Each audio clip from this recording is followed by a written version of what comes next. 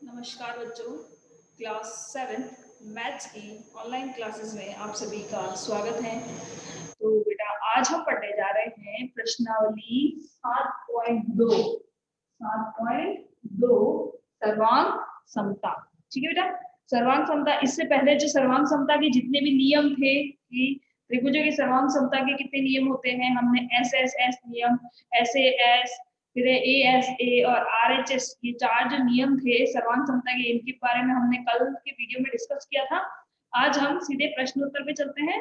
तो चलते हैं, पहला प्रश्न क्या है? पहला प्रश्न लिखा हुआ है, निम्न में आप कौन से सर्वांक प्रतिबंधों का प्रयोग करेंगे? मतलब चित्र इन्होंने पहले से दे दिया है बेटा, और आपको इसमें पता करना है कि इसमें कौन सा सर्वांक समता का नियम लागू होगा। तो मान लीजिए जैसे कि पहला है, ठीक है, पहला चित्र देख लीजिए।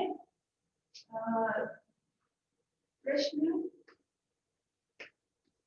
पहले का ए करवा रही हूँ, जिसमें इन्होंने लिखा है कि भुजा जो एसी भुजा है वो बराबर है डीएफ के, ठीक है।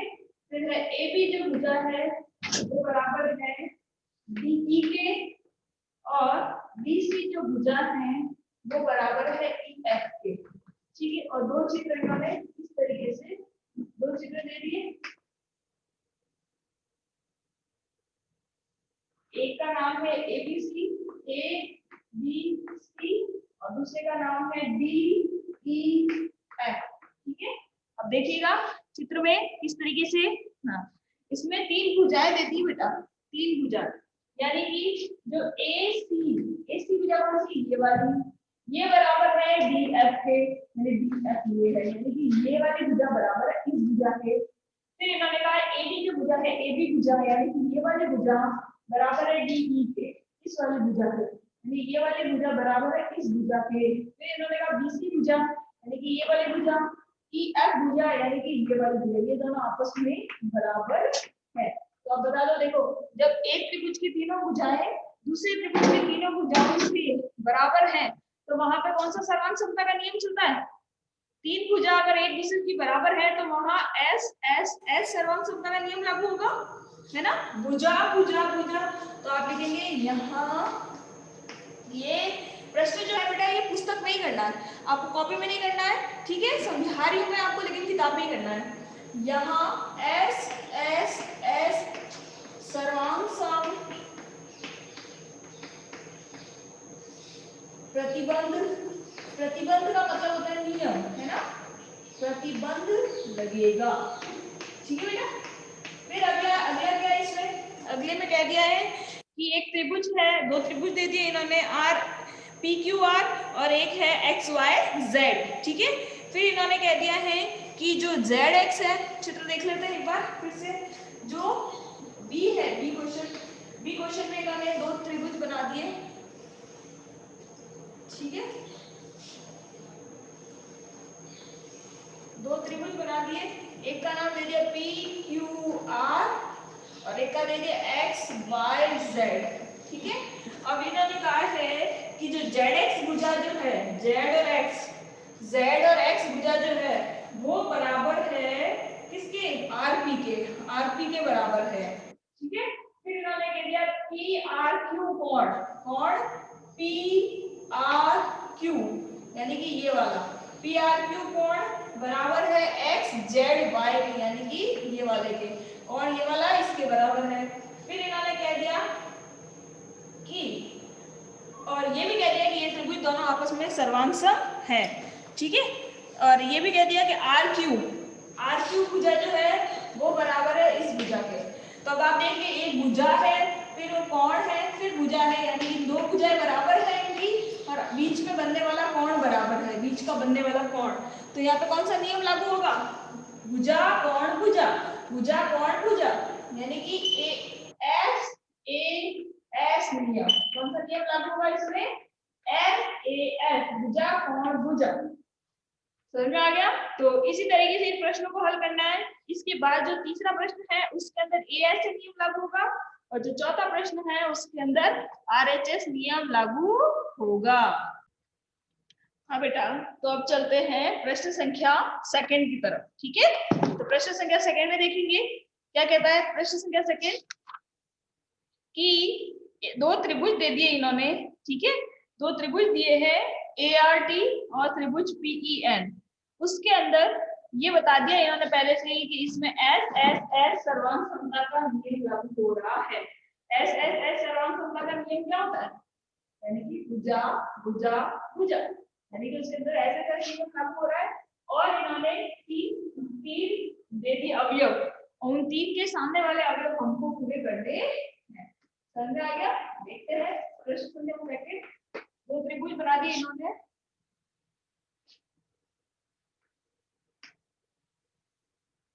एक का नाम है ART और दूसरा है PEN पैन, त्रिभुज आर्ट और त्रिभुज पैन PE, ठीक है।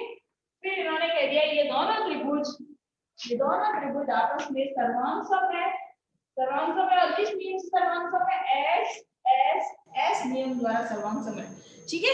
SSS नियम द्वारा सर्वांग है। अब इन्होंने दे दिए तीन चीजें दे दी है कि AR जो भुजा है वो किसके बराबर होगी।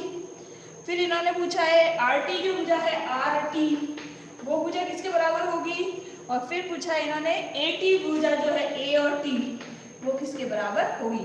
ये तो है दूसरे का पहला प्रश्न, दूसरे के पहले में ये तीन चीजें पूछी है। और दूसरे में पूछा है कि यदि कोण T बराबर कोण N और है और उसको SAS प्रतिबंध का प्रयोग करें तो आपको आवश्यकता होगी RT और PN की, ठीक है। हाँ, पहले तो हम फर्स्ट क्वेश्चन देख लेते हैं कि पहला सवाल है कि AR है AR भुजा, ये भुजा किसके बराबर होगी? PN के। किसके बराबर होगी? PN के। फिर इन्होंने बोला RT भुजा ये वाली, तो ये किसके बराबर होगी? EN के, E और N। और तीसरी भुजा बोला AT यानी कि ये किसके बराबर होगी? उसके PN के। P इधर PE आएगा बेटा, PE और इधर आएगा PN, ठीक है। ये पहला क्वेश्चन हमारा यहाँ सॉल्व हुआ, ठीक है। दूसरा प्रश्न इसमें क्या बोला है, सेकंड प्रश्न का देखना। सेकंड प्रश्न बोला इन्होंने कि कोण जो T है वो कोण N के बराबर है। दूसरा बोला इन्होंने कोण जो T है वो बराबर है कोण N के, ठीक है। तो ये वाली भुजा इस वाली भुजा के बराबर है, ये वाली भुजा इस वाली भुजा के बराबर है, बीच वाला कोण बराबर है। तब हमारा यहाँ पे कौन सा नियम लागू होगा? SAS। और SAS नियम लागू होने के लिए हमारे पास जो तीन अवयव होने चाहिए वो क्या होंगे? P और N जो भुजा है वो बराबर होगी A और T के। फिर कोण नंबर जो N है वो बराबर होगा कोण नंबर T के। और फिर जो RT भुजा है वो बराबर होगी EN के, ठीक है। यानी कि ये वाली भुजा इसके बराबर है, ये वाली भुजा उसके बराबर है, ये वाला कोण इसके बराबर है, तो भुजा कोण भुजा, भुजा कोण भुजा, समझ में आ गया? इस तरीके से लागू होगा। फिर अगला पूछा इन्होंने कि यदि यह दिया गया है कि AT बराबर है PN, यानी कि AT जो भुजा है वो भुजा है PN के, ठीक है। फिर इन्होंने कह दिया कि जो तो कौन से दो कोण हमें यहाँ पे सर्वांग सम चाहिए होंगे, ठीक है। अब मैं पहला दूसरा ये बिठा देती हूँ, तीसरा सवाल समझाती हूँ, ठीक है। यदि हमें उस त्रिभुज में, अब इन्होंने ये कह दिया कि इन्होंने कि ये बता, ये सब हटा देती हूँ मैं, कोण भी हटा देती हूँ बेटा, ठीक है। देखिए इन्होंने यूं कह दिया है बेटा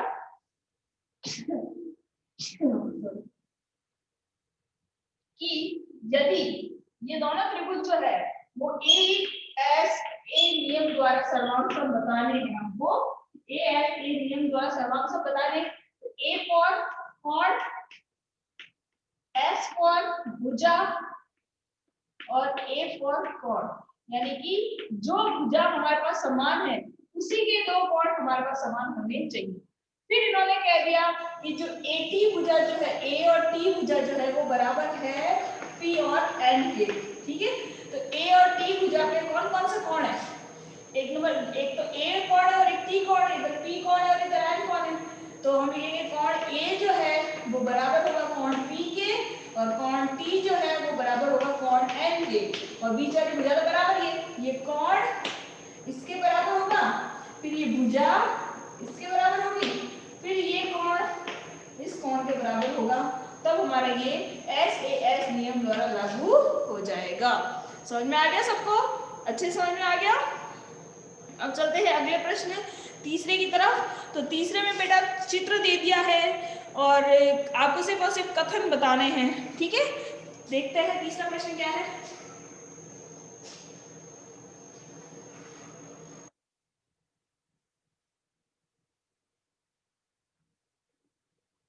तीसरा चित्र इन्होंने ऐसा दे दिया है,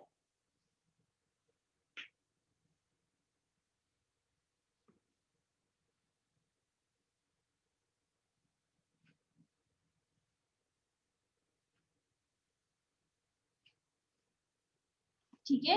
अब इसमें यूं कह दिया ये वाली जो भुजा बराबर है इस भुजा के, ये वाला कोण जो है वो इस कोण के बराबर है, और ये वाली भुजा तो वैसे ही उभयनिष्ठ है। उभयनिष्ठ मतलब दोनों त्रिभुजों के बीच में आ रही है, इसका नाम है ए पी एम और क्यू, पी एम क्यू। ये त्रिभुज दे दिया इन्होंने, एक ये त्रिभुज है, एक ये त्रिभुज है, ठीक है? ए पी एम है और एक ए एम क्यू है, जिसमें इस भुजा में ये वाली भुजा तो वैसे इस त्रिभुज में भी आ रही है, इस त्रिभुज में भी आ रही है, इसका मतलब उभयनिष्ठ है। ये वाली भुजा बराबर है इस भुजा के, ये वाला कोण बराबर है इस कोण के, ठीक है? तो इन्होंने बोल दिया, पहला बोला पी एम बराबर पी एम बराबर क्यू एम। ये पी एम भुजा ये इस क्यू एम भुजा के बराबर है। कैसे कि भाई ऐसा कैसे हुआ? ये चित्र में दिया गया है, इसमें चित्र में दिया है, ठीक है? फिर बोला इन्होंने कि कोण नंबर जो m है, इधर का कोण नंबर m, कोण पी एम ए बराबर है कोण क्यू एम ए। कैसे? ये वाला कोण इसके बराबर है, कैसे कि भाई चित्र में दिया है, पहले से दिया है तो हम बदल नहीं सकते। फिर इन्होंने बोला कि जो भुजा जो AM है, AM भुजा है, इसमें भी AM भुजा है, ये बराबर है इसकी AM भुजा से, यानी कि ये दोनों क्या है? उभयनिष्ठ है, उभयनिष्ठ भुजा है। उभयनिष्ठ यानी कॉमन भुजा है, तो ये जब इस त्रिभुज में भी आ रही है, इस त्रिभुज में अगर इसमें वो 5 सेंटीमीटर की होगी तो इसमें 5 सेंटीमीटर की होगी, यानी कि उभयनिष्ठ भुजा है तो दोनों बराबर होगी। अब ये हो गया एक भुजा यानी S, ये हो गया कोण और ये हो गया S, तो यानी किस नियम से समान समय? तो लिखेंगे त्रिभुज APM सर्वांग त्रिभुज AQM के किस नियम द्वारा? SAS नियम द्वारा, ठीक है? समझ में आ गया सबको? अच्छे से समझ में आ गया होगा बेटा? तो ठीक है, ये सारे प्रश्न उत्तर ऐसे ही मिलते जुलते हैं। इसी तरीके से ये जो 4 आपको कल मैंने नियम समझाए थे उसी से रिलेटेड ये चारों प्रश्न उत्तर मिलते जुलते हैं, ठीक है? आपको जो मैं प्रश्न मैं हल नहीं करवा रही हूँ वो आपको स्वयं हल करने हैं। अब चलते हैं, मैं आपको सीधा एक सवाल और समझा देती हूँ। लास्ट 9वां क्वेश्चन, ठीक है? 9वां प्रश्न थोड़ा सा अलग है क्योंकि इसमें थोड़ा सा अलग नियम लग रहा है, तो वो देख लेते हैं हम, ठीक है? 9th क्वेश्चन,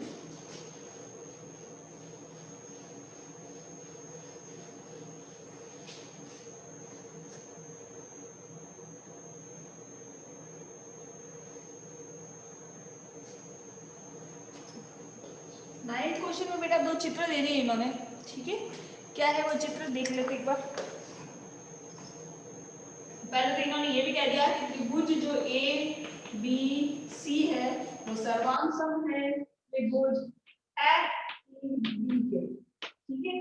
फिर इन्होंने कह दिया एक त्रिभुज ऐसा है जिसमें ABC नाम है, जिसका ये समकोण है, ये भुजा बराबर है, ये भी कोण बराबर है, ठीक है? फिर इन्होंने एक त्रिभुज ऐसा दे दिया जिसमें यहाँ समकोण है, ये कोण छोटा कोण है ये और ये बराबर है, ठीक है?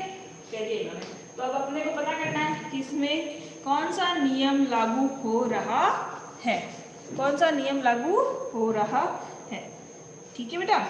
बताइए कौन सा नियम लागू हो रहा है?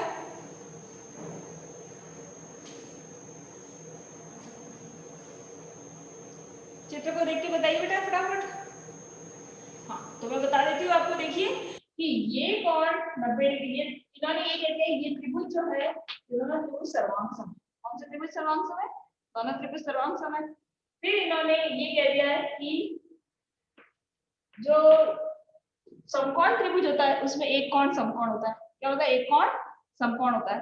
फिर इन्होंने ये भी कह दिया कि ये वाला कोण बराबर है इस कोण के, ठीक है, और ये वाला कोण बराबर है इस कोण के। समझ में आ गया? और ये वाली भुजा बराबर बता दी इस कोण की। यहां तक सबको समझ में आ गया बेटा? ठीक है, तो आप देख सकते हैं बेटा कि जब ये कोण और ये कोण बराबर बता दिए, ये कोण और ये कोण बराबर बता दिए, तो बचा क्या? बचा ये वाला कोण। तो जब त्रिभुज के, पता है आपको कि त्रिभुज के तीनों कोणों का योग 180 डिग्री होता है, ठीक है, 180 डिग्री होता है। तो मान लो इसके भी त्रिभुज के सही है, इसके त्रिभुज के कोणों का योग 180 है, इसके त्रिभुज के कोणों का योग भी 180 है। मान लीजिए 90 का और ये 50 का है, तो जब ये 90 का है तो ये भी 90 का होगा, ये 50 का है तो ये भी 50 का होगा, तो 90 50 यानी कि 140। तो इन दोनों का योग 140 होगा और इन दोनों का योग भी 140 होगा। तो 180 में से 140 को घटाएंगे तो इधर भी 40 बचेगा, इधर भी 40 बचेगा, यानी कि जो बचा हुआ कोण जो है वो भी अपने आप में समान हो जाएगा। ये भी 40 डिग्री का हो जाएगा, ये भी 40 डिग्री का हो जाएगा। ये तो हमने माना है बेटा, ये इन्होंने मान भी दे रखा है, ये हम ऐसे समझ रहे हैं, ठीक है। तो कहने मतलब जब त्रिभुज के दो कोण आपस में बराबर है तो तीसरा कोण तो अपने आप में बराबर हो जाएगा। और मैंने आपको बताया हुआ है इससे पहले कि जब त्रिभुज के कोई कोण बराबर होते हैं तो उनके सामने वाली भुजाएं भी बराबर होती हैं। समझ में आया? मैंने कह दिया कि अगर ये वाला कोण इसके बराबर है तो इसके सामने वाली भुजा बराबर होगी, ये कोण इसके बराबर है तो इसके सामने वाली भुजा ये बराबर होगी, ठीक है। और मैंने कह दिया कि अगर ये वाला कोण के सामने वाली भुजा ये है, इसके सामने वाली भुजा तो ये कोण भी आपस में बराबर होगा, ठीक है। तो हम यहाँ पे देख सकते हैं ना कि एक तो हमारे समकोण है, एक हमारे पास कर्ण भी है और एक हमारे पास एक्स्ट्रा भुजा भी है। तो कहने का मतलब ये कि हम पता कर सकते हैं कि ये आरएचएस नियम द्वारा सर्वांग है, ठीक है। तो लिखेंगे कि कोण बी इधर का बराबर है इधर के FED,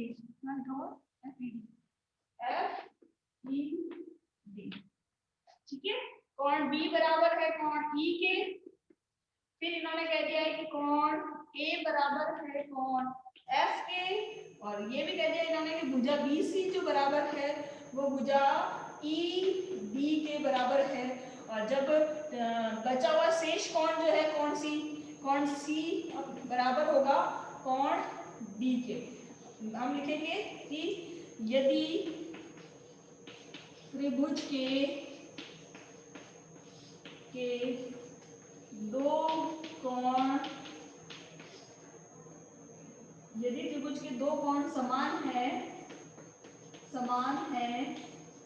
तो तीसरा कोण अपने आप बराबर होगा, अपने आप बराबर होगा, अपने आप बराबर होगा। तो पता चल जाएगा ये वाला कोण नंबर C जो है कोण नंबर D के बराबर है। और ये भी पता है कि जब कोण सारे बराबर है तो भुजाएं भी सारी बराबर होगी। तो हमारी जो भुजा कोण AC है वो बराबर होगी कोण, नहीं, जो भुजा AC है वो बराबर होगी DF के। और ये हो गया हमारा कर्ण, ये हो गया भुजा और ये हो गया कोण, ठीक है। इस तरीके से नियम कौन सा लागू हो रहा है? RHS नियम लागू होगा। समझ में आ गया? सबको समझ में आ गया अच्छे से? यहाँ पे कौन सा नियम लागू होगा? RHS नियम लागू होगा, ठीक है।